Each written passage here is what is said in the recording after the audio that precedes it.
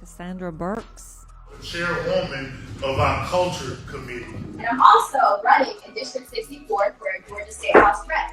I am a Georgia resident, a mother, I'm a wife, I'm a daughter, a sister, a God-fearing woman. Come to Brother Live, I got one of the greatest representatives in the land. I got Miss Cassandra Burks. How you doing today, man? I am concerned with the increase in crime in District 64 especially.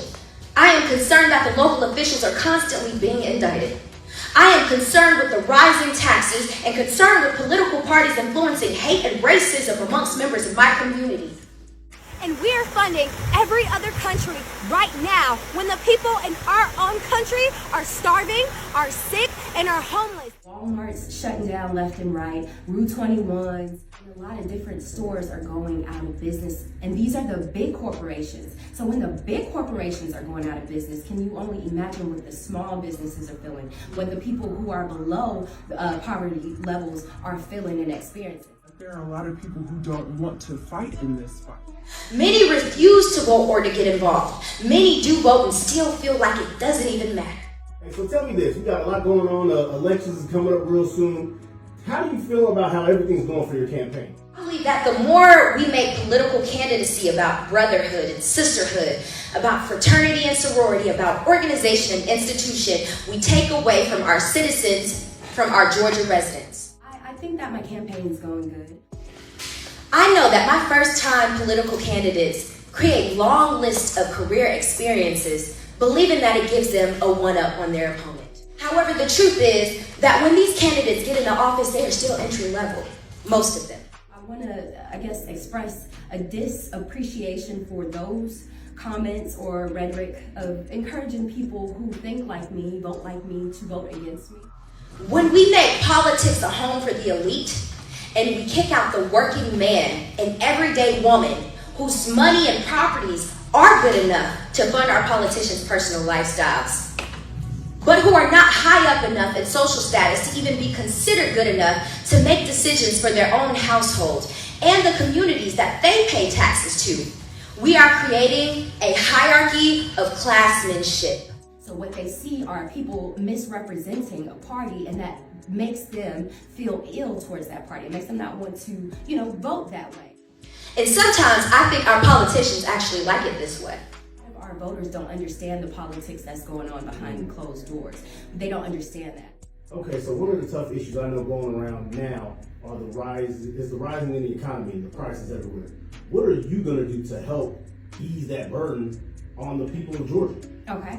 Tax rebates. I think that there are a lot of monies and things that people are owed off the assets that they have. And even sometimes when they file their taxes, they may not have any assets. They may have children. But there are rebates and things that are there for them within the state. They have to go after it. I intend to go after those monies for these individuals. Small businesses, they need better representation. They need better laws to make sure that they don't just come into business, make under $100,000, have less or fewer than 5 workers. We need to create economic and generational wealth. And one way that we do that is not just by knowing we can run the business, own the business, it's by operating the business and letting those monies turn around and work for us. Now, in the state of Georgia, we have over a 50% population of Black persons. We're still the minority in this state. Keep that real. We're the minority in this state. But over 50% of the Black persons in this state are business owners. However, the information I just gave you, they're making under $100,000 annually.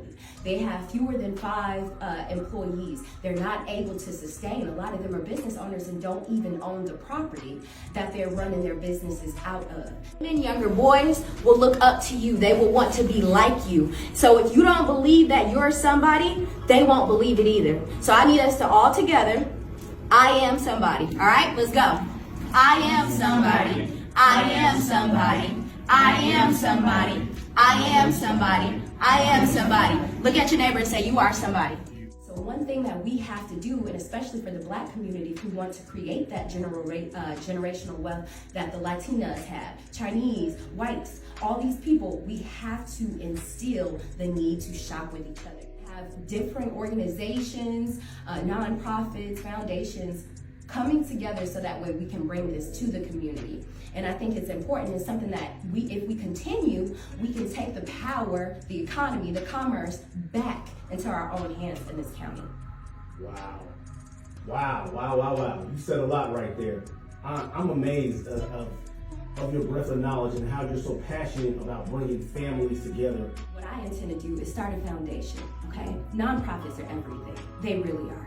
A foundation. I might do some lobbying in which I contact, politicians, and I reach out to them and say, hey, listen, what's on the agenda?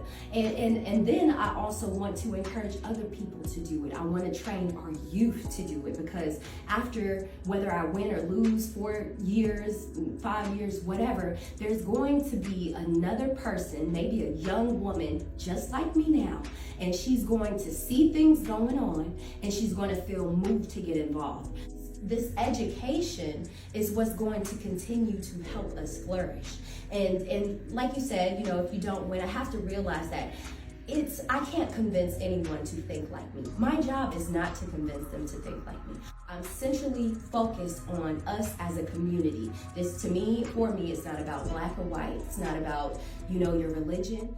Worship in church all day, but I'll never know what you do behind closed doors. So for me, I can only go off of face value. So if you stand with me, stand with me.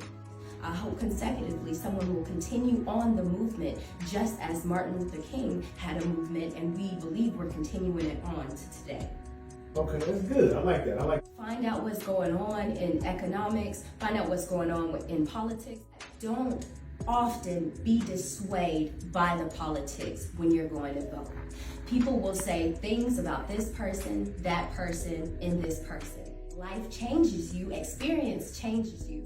I'm not gonna come here and tell you that the Republican Party is the party of perfection. No, you don't see that. It's important that, I'm not saying that Republicans are perfect. No. In fact, I'm saying that there's so many issues going on that I believe that it's now time for me to stand up and get involved. I'm Cassandra Burks. I'm running for State House Representative out of District 64. I appreciate every single last one of you who stood up and had the courage to go down there and defend what you believe in. But if you vote for me, greatly appreciated. Thank you.